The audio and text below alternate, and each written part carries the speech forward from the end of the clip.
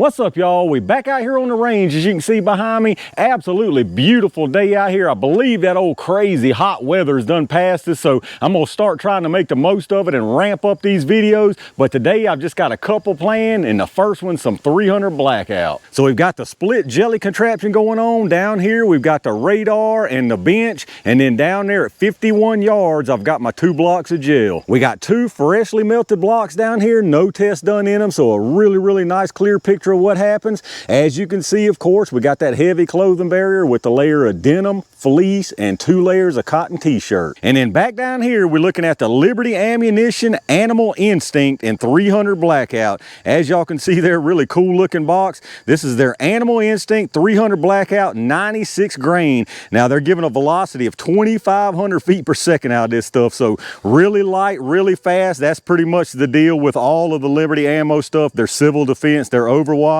Now the claim to fame on this Animal Instinct is supposed to have a heavier base on it, so you're supposed to get more penetration. I mean, 96 grains, it ain't gonna be but so heavy. As you can see there, nice nickel plated case and projectile. Now these are solid copper, so y'all know the deal with these things. If it behaves like the civil defense and the Overwatch, it's gonna fragment all to pieces, and then it's gonna be left with that base down there. It keeps on trucking. Now I'm not positive on this, so don't hold me to it, but I believe these things have been discontinued.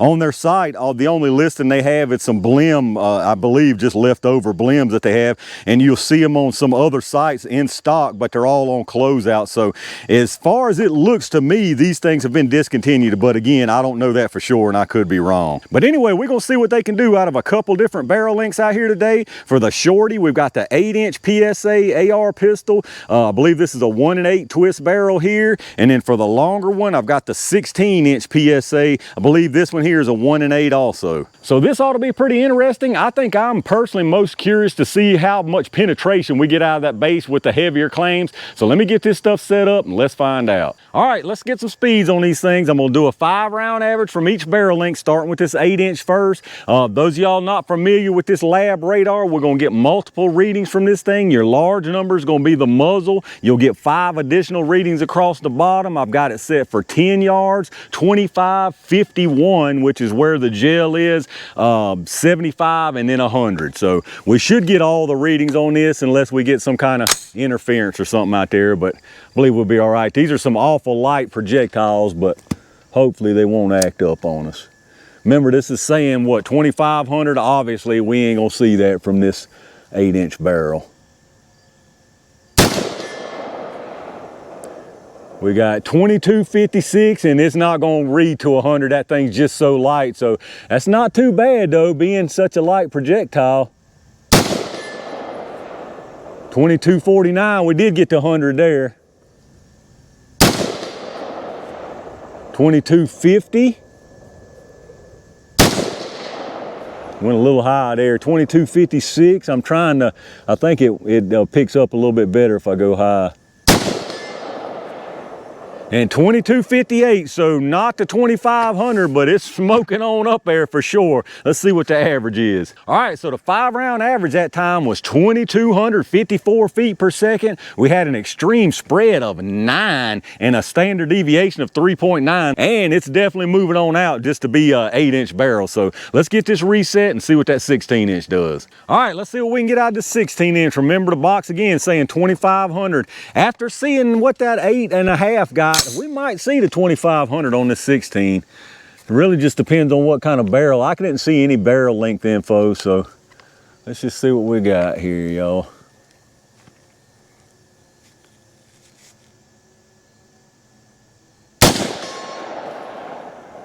.2509, we didn't get 100 on that. Go a little bit higher. 2520, didn't get 100 there either. This light little projectile.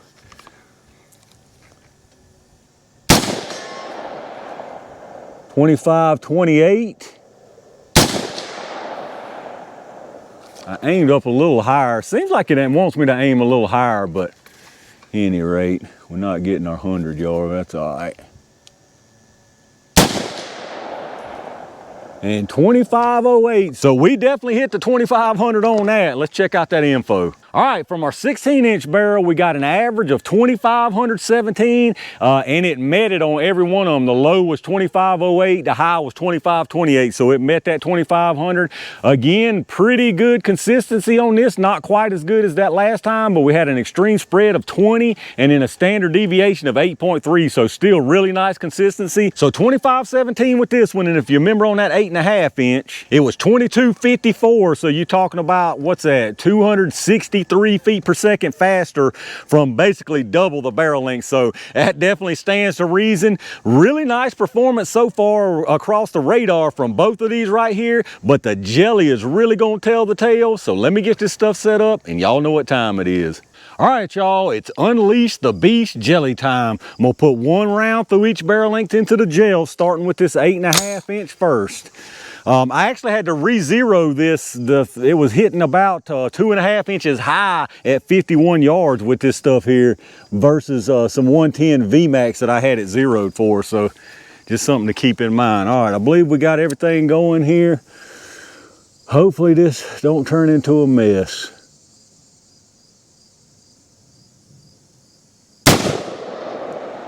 All right, that should have been a good one. Hopefully everything stayed in. Let me go see what I got.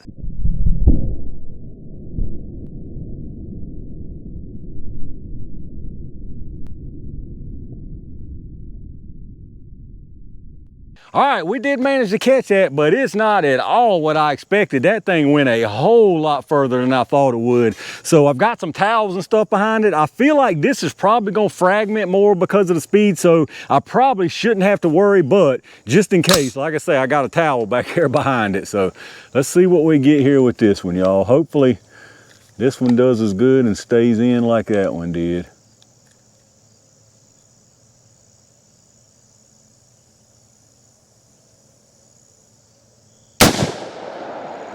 All right, I can't see where it went. Hopefully it stayed in there. Let me go see what we got.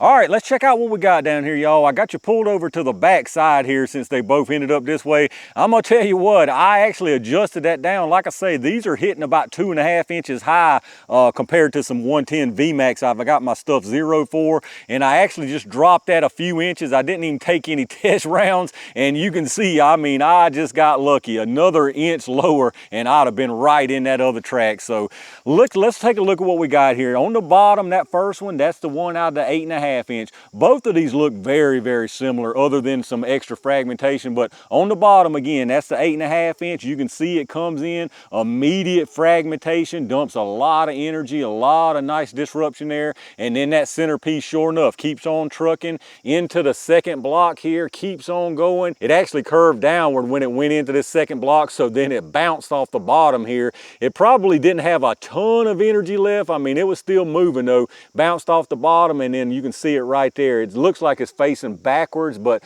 hard to tell. We'll pull it out here in just a second, check it out. And then of course, right up above that, that's our 16 inch. Again, comes in immediate fragmentation. This one had a lot more fragmentation, no doubt about it. Well, I'll pick y'all up and give you a closer look, but a whole lot more fragmentation from that 16 inch. Again, very, very nice energy dump and disruption here. It carries into this second block, keeps on going, and sure enough, this one exited stage left here. It went out the end of that block, and I actually did catch it on the very first towel, so it didn't even go through one layer of towel, so it was just about out of steam by the time it exited that block. So as far as the penetration, I'll go ahead and give you the measurement on this 8.5.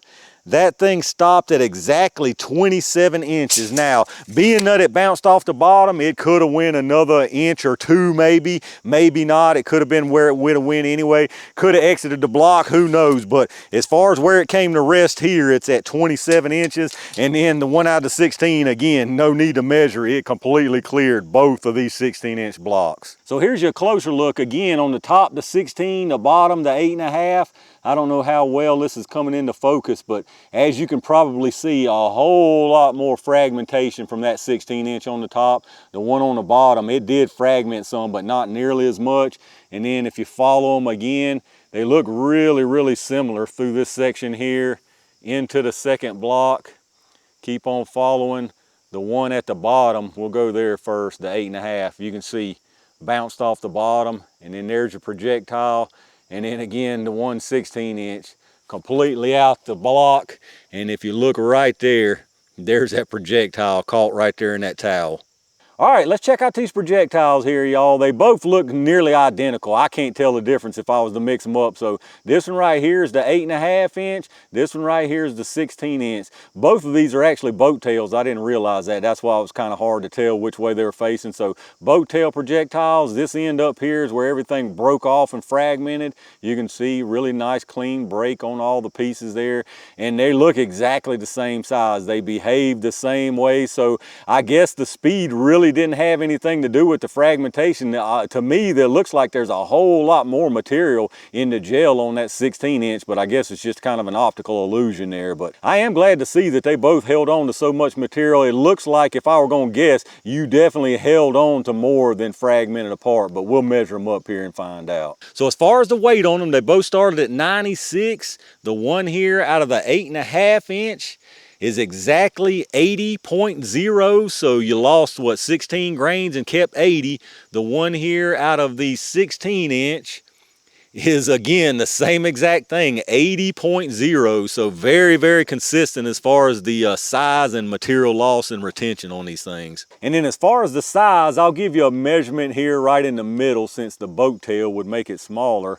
You got 306, and then on the length on this one, you got 537. This one here from the 16-inch, you've got a diameter of 306, and the length on this one is 533. And there you have it, y'all, the Liberty Ammo Animal Instinct in 300 Blackout. Pretty interesting stuff here. It behaved, I guess, about like their civil defense and their overwatch and all that, although it definitely held on to a lot of material, a lot more than I thought it would. I expected about, you know, halfway gone as far as fragmentation, so definitely glad to see them hold the weight. I don't know how I feel about these personally. They're marketed as a hunting round, I believe, so y'all know I'm not much of a hunter, so my hunters out there, let me know what you think about these. I could see these being, you know, from my thinking, a very nice hog type of round, because, you know, you really don't care about the fragmentation, and these things look to get plenty of penetration. So again, my hunters down there and everybody else, let me know down in the comments what y'all think about these. All right, y'all, that's a wrap for another pretty interesting 300 Blackout test. You've definitely got to give this stuff credit for doing what it claims to do. Just like their civil defense, their overwatch, all of this Liberty ammo stuff has done exactly what they claimed it was going to do. They talked about the increased penetration on this stuff here, and it definitely got it. The 16-inch cleared both blocks, the 8.5 almost to the end of both blocks. If it wouldn't have bounced off the bottom, it would have probably got even closer, or may have come on out the end. So again, it does exactly what it claims to do. Now, all that being said, y'all know I'm kind of funny for whatever the reason about this Liberty ammo stuff. I personally wouldn't go out seeking this right here. Maybe I'm wrong and this is a really fantastic round and I'm not seeing it, but either way, it really doesn't matter, because like I say, I think it's discontinued now. But even if it weren't, I wouldn't go looking for this over a heavier conventional lead expanding type round. But let me know down in the comments what y'all's thoughts are, especially, like I said, the hunters out there. Let me know what you think about the performance from this stuff. If you enjoyed the video, reach down and hit that thumbs up button, subscribe to the channel, and make sure you've got your notifications turned on so you don't miss anything when I upload it. If you're doing some shopping, check out those affiliate links in the video description. Anything you buy after going through those links down there, I get a kickback from them towards the channel, so I really appreciate that. Once again, big thanks to all my Range Gang members and every single one of y'all for supporting the channel. I've got tons of really good stuff headed y'all's way. Like I said, the weather's getting better, so I'm gonna try to ramp up the videos. Stay on the lookout for a lot of good stuff, and in the meantime, stay safe, stay prepared, and I'll see you soon.